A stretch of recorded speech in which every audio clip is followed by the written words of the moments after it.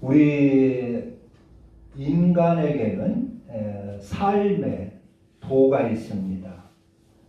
그래서 삶의 도를 잘 지키며 살 때 그 사람다운 대접을 받을 수가 있습니다. 짐승에는 삶의 도가 없지요. 우리의 삶의 도가 있습니다.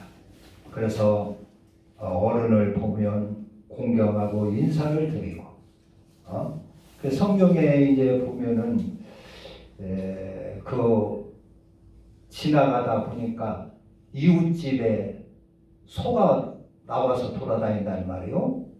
이웃집에 소가 나와서 돌아다닐 때 그것을 꼭 붙들어다가 찾아다가 이웃집에 주라 그랬어요. 그걸 모른 척 하지 말라고 그랬어요.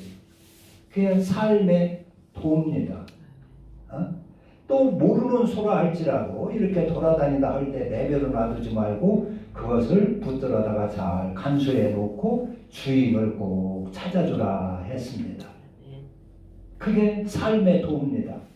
아이고 이거 인자 없는 것이 홍제 만났다. 송아지 한 마리 홍제 만났다. 그리고 내건 만들려고 하지 말라는 것입니다. 지나가다가 무슨 물건을 주었으면은 그 물건을 꼭 주인 찾아주라는 겁니다.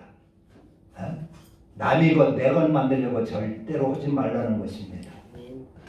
그거를 찾다가 주인이 못 찾으면은 하나님 앞에 드리라고 했습니다. 하나님은 모든 걸 다 아시니까 하나님이 그를 축복해 주시도록 하고 하나님께 드리라, 내 것 만들지 말라 했습니다. 이게 삶의 도입니다.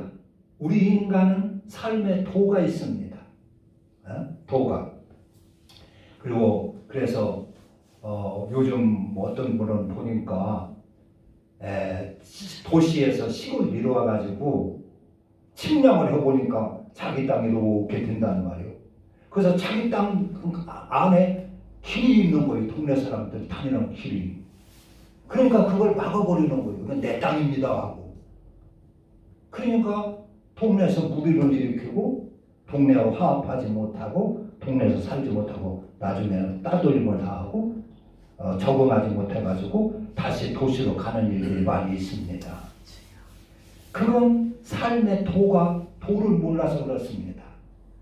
토지를 가진 사람은 그렇게 하면 안 되죠. 오히려 없는 길도 이렇게 잘 내줘서 여러 사람에게 유익할 수 있도록 해야 하는 것입니다. 그게 토지 소유자의 도입니다. 삶의 도요. 토지를 많이 가진 사람이 내 토지라고 길 같은 거 다 막고 그러면 다른 사람이 어떻게 살겠습니까? 우리는 내 재산도 하나님께 영광이 되도록 잘 관리를 해야 하고 내 이웃이나 사회에 덕이 되도록 유익하도록 잘 관리를 해야 하는 것입니다. 내 것만 알아가지고 그냥 가로 길도 막고 그렇게 하면은 그 토지의 소유자의 도가 아닙니다. 그런 자는 하나님 앞에 복을 받을 수가 없습니다. 그런 자를 축복해줘가지고 자꾸 땅을 넓히게 되면 딴 사람들 어떻게 살겠어요? 못 살죠? 그러니까 하나님이 내려다보고 그런 자의 토지는 하나님이 몰수하는 겁니다. 그리고 선한 자에게 주는 겁니다. 그러니까 모든 것이 우리 인간은 도가 있습니다. 어떤 그 간증 얘기를 들어보면 어떤 전도사님이 돈이 300만 원이 필요해서 작전 기도를 했대요. 그래서 새벽마다 와서 작전 기도를 하고 어느 날 가는데 버스 정류장에 딱 신문 뭉치가 하나 있더라는 거예요. 신문은 뭐 쌓여있는 뭉치가 있더라고요. 그래서 열어보니까 돈이 들어가는 거예요. 돈 뭉치. 1000만 원이 들었더라는 거예요. 1000만 원이. 그래가지고 야 하나님 앞에 작전 기도하니까 하나님이 이렇게 나를 응답해줬다고 그 300만 원 가지고 등록금 내고 월세 밀린 거 내고 그렇게 썼다고 간증을 하더라는 거예요. 그거는 하나님이 준 것이 아닙니다. 그거는 주인을 찾아줘야 할 것입니다. 그런 간증을 하니까 새벽기도 인원이 배로 늘더라는 거예요. 야, 나도 새벽기도 해가지고 돈 좀 주워보자 해가지고. 그건 잘못된 겁니다. 그건 그건 도가 아닙니다. 하나님은 우리를 어떻게 주시냐 하면은 내가 수고해서 얻게 하든가 또 이웃 사람을 통해서 하나님은 우리에게 은혜를 베푸십니다. 그래서 이웃과 좋은 관계를 이루라는 것입니다. 은혜를 받은 사람은 고맙게 여기고, 그래서 하나님은 사람을 통해서 이런 무슨 물질을 베풀 때도 사람을 통해서 베풀고 내가 수고해서 얻도록 그렇게 하시지, 남이가 그냥 공것으로 이렇게 주시는 분이 아닙니다.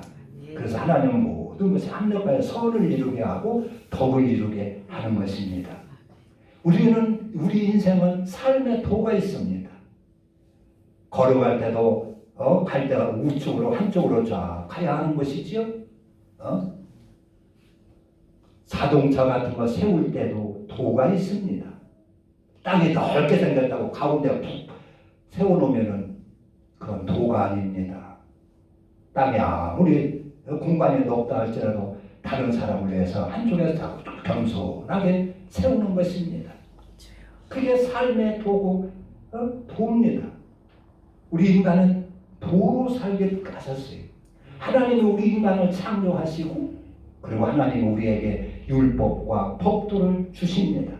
그래서 이 도를 잘 배우고 이 도로 훈련해서 네 영혼이 깨끗해지고 네 양심이 깨끗해지고 네 마음이 정직해져 가지고 구원받아 네 영혼에 살아가지고 하늘나라 오라 하는 것입니다. 이스라엘 백성이 애굽에서 400년 동안 종살이하면서 번성을 했어요. 그래서 인구가 많이 늘었습니다. 때가 돼가지고 하나님의 모세를 통해서 이스라엘 백성을 인도에 출애굽을 시킵니다. 그래가지고 가나안 땅으로 인도를 합니다. 그것은 하나님의 약속입니다. 아브라함에게 한 약속이고 이삭에게 한 약속이고 야곱에게 한 약속입니다. 가나안 땅의 죄악이 가득 차니까 하나님께서 그들을 몰아내고 하나님 이스라엘 백성을 주는 것입니다. 그러면서 모세가 하는 말이 그겁니다. 야 이스라엘 사람들아, 너희가 이들보다 선해가지고 이 땅을 주는 게 아니다. 이것은 하나님의 약속이다. 이들이 악하기 때문에 하나님을 몰아내고 너희들에게 율법과 법도를 가르쳐서 율법과 법도를 훈련해서 가르쳐서 그 땅에 들어가서 율법과 법도로 잘 살아 복을 받게 하기 위하여 이 땅을 주는 것이다. 그렇게 모세가 이스라엘 백성들에게 설교를 하는 겁니다. 그러니까 너희들이 저 가나안 땅 사람보다 더 선해가지고 주는 게 아니라 그런 얘기예요. 그들이나 다 악하다 그런 얘기입니다. 이스라엘 백성들이 얼마나 고집스러웠습니까? 얼마나 사사건건이 원망하고 불평하며 하나님을 거역했습니까? 출애굽하는 그 순간부터 조금 어려움 만나니까 하나님 홍해를 만나니까 원망을 하고 홍해 건너서 광야를 만나서 물이 없으니까 원망을 하고 계속 거역하며 원망을 하고 고집통으로 살아왔어요. 하나님의 율과 법도를 줘도 들어먹지도 않고 고집스럽게 살아왔어요. 그러면서 하나님께서 너희들에게 이 땅을 준 것은 너희 조상 아브라함과 이삭과 야곱에게 한 약속을 이루기 위한 것이요, 이 땅을 너희들에게 주는 것은 너희가 하나님의 율법과 법도를 받아서 그 법도대로 잘 살면 이 가나안 땅에서 너희들이 잘 번영할 것이고 내가 복을 줄 것이고 너희들의 자손이 잘 번성할 것이고 그리고 영원히 살 것이다. 그러나 내 법도를 거역하고 네 성질대로 살고 네 죄성대로 살고 네 고집대로 살고 하나님의 말씀을 거역해 살면 반드시 멸망하고 너희들을 죽이고 너희들을 흩어볼 것이다 그랬어요. 가나안 땅은 약속의 땅입니다. 그 이스라엘 백성이 선에서 준 것이 아니라 하나님의 약속의 땅입니다. 하나님의 율법과 법도를 가지고 살아서 내 죄성이 빠지고 내 고집이 빠지고 승질이 버리고, 그래서 하나님의 율법으로 내 마음이 양심이 온전해지고 마음이 청결해지고 바르고 바른 생각과 바른 자세로 그렇게 살면 하나님의 복을 주고 네 영혼을 살려주시고 네 자손들 대대로 이 땅을 차지할 것이며 번영할 것이다. 그러나 그걸 어기면 반드시 너희들은 멸망하리라. 죽으리라는 것은 약속의 땅입니다. 약속의 땅. 그래서 그 땅에 들어가거든 하나님 약속을 믿고 담대하라 그랬어요.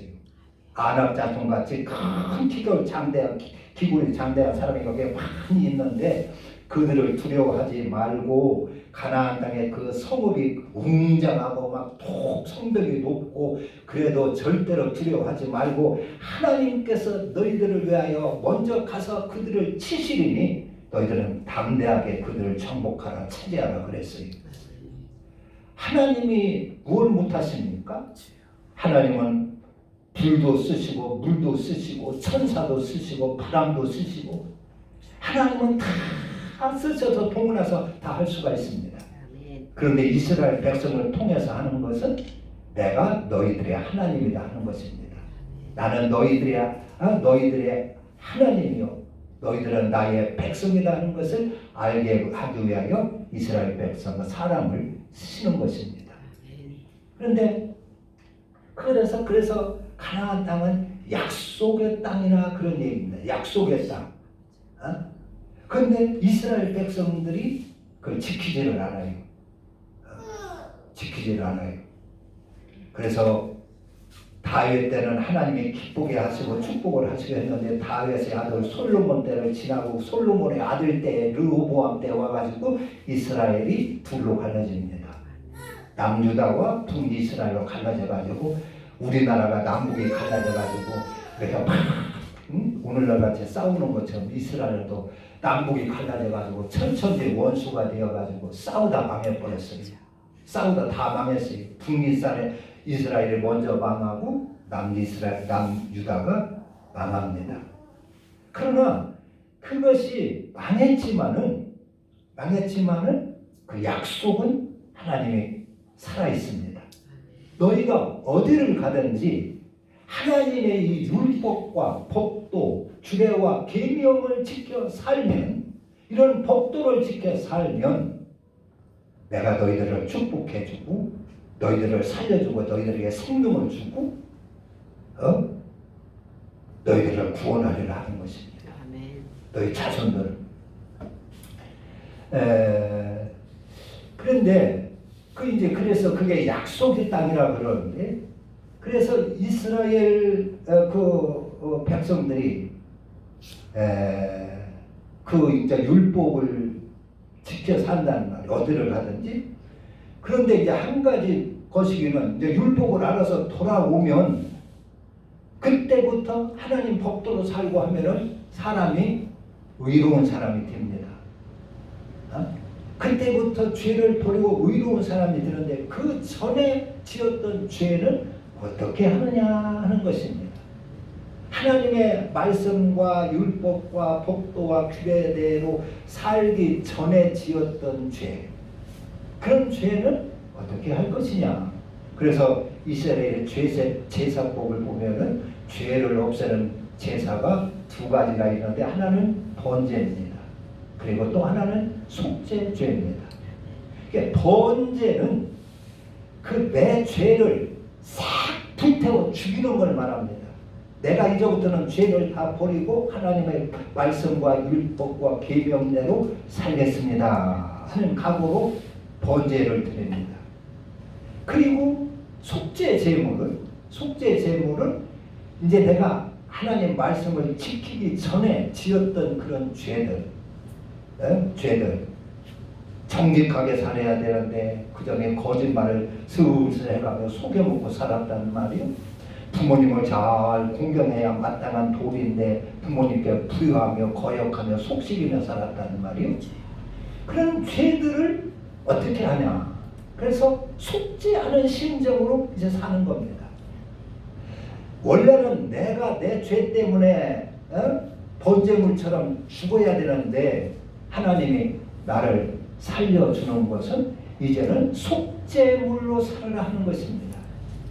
그 전에 잘못된 죄를 갚는 속죄하는 심정으로, 부모께 불효한 것을 속죄하는 심정으로 효도를 하고, 속죄하는 심정으로 부모를 보살피고 그의 심정을 보살피고 살아가는 것입니다. 그전까지 거짓말하며 악하게 내 욕심대로 살았던 죄를 속죄하는 심정으로 의로를 베풀며 살고 진리를 베풀며 살아가는 것입니다. 그게 속죄 죄물입니다. 속죄법입니다. 그래서 구약시대 때 성도들이 구원을 받습니다.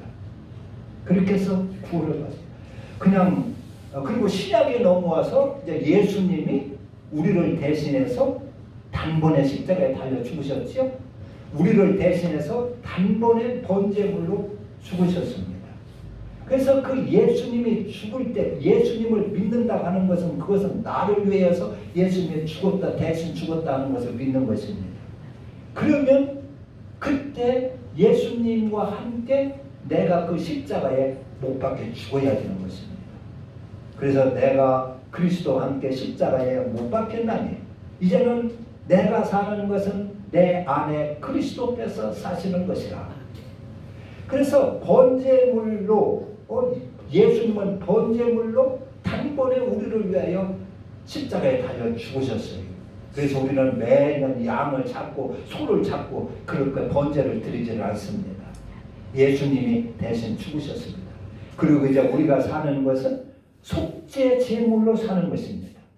우리가 사는 것은 속죄제로 예수님 앞에 죄를 다 예수님의 십자가에 내 옛 죄성의 몸을 못 받고 이제 다시 사는 것은 내 안에 그리스도께서 사는 것이다. 그리스도로 사는 것입니다. 속죄의 심정으로 사는 것입니다. 그게 속죄의 양입니다. 그게 속죄소입니다. 그래야 모든 죄를 용서받을 수가 있는 것입니다. 그래야 예수님의 십자가의 피로 죄를 깨끗하게 씻음받을 수가 있는 것입니다. 그런 삶이 없다면은 예수님이 십자가에 달려 죽으신 의미가 없어요. 그 마음으로만 믿고 내가 여전히 옛날처럼 내 욕심대로 살고 내 죄성으로 살고 내 옛날처럼 그렇게 거짓말하며 살고 그렇게 산다면 그게 무슨 의미가 있습니까?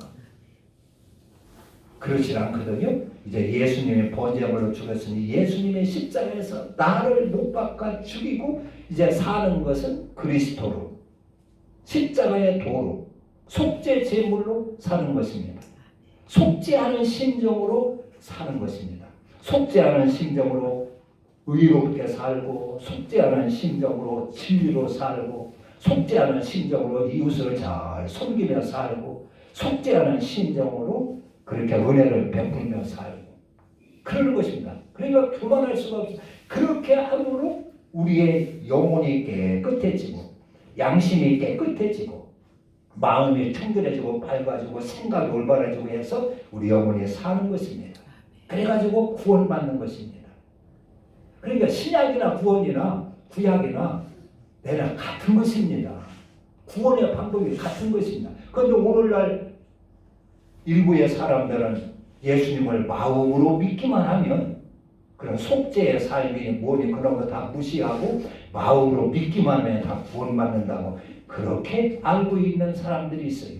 그런 신앙을 갖고 있는 사람들이 있어요. 죄는 내가 죽여야 됩니다. 예수님이 나를 대신해서 죽였는데 그 십자가에 내 죄를 내가 못 박아 죽여야 됩니다.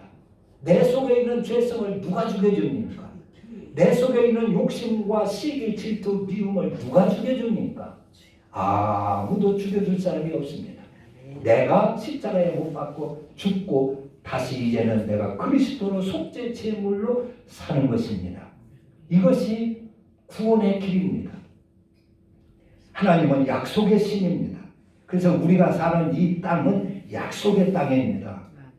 즉 그건 뭐요? 하나님의 율법과 규례와 법대로 잘 살아서 살면 하나님께서 너희들의 영혼을 살려주고 너희들이 이 땅에서도 잘 되게 해주시고 구원해 주시고 영생을 얻게 한다는 그런 약속의 땅이 이 세상의 우리 인생의 삶입니다.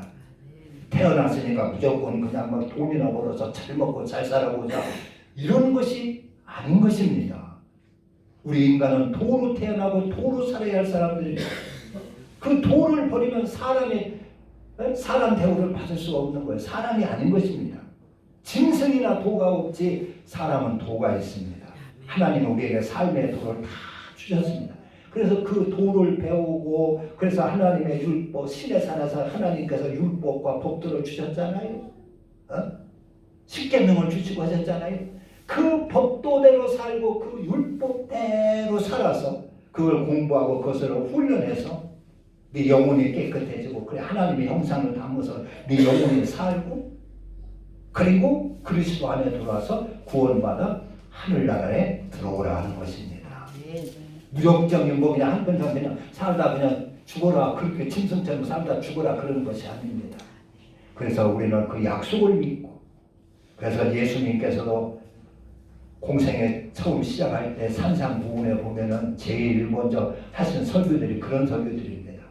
네가 살 때 절대로 원망밖에 살면 안 된다는 것이 법도로 살아서 하나님의 율법과 규례와 법도로 살아서 오히려 남한테 유익을 끼치고 남한테 칭찬받고 존경받도록 살아야 되지 네가 원망받도록 네 욕심대로 살고 네 성질대로 살고 네 이기심대로 살아가지고 원망받도록 살면 절대 안 된다는 것입니다.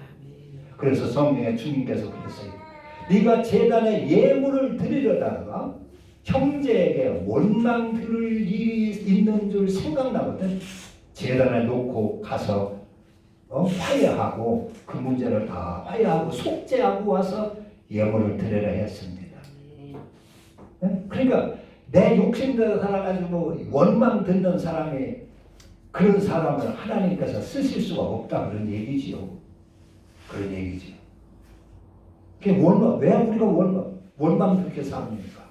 내 욕심대로 살기 때문에 원망을 듣고 이웃과 다투고 비난을 받고 그렇게 하는 것입니다.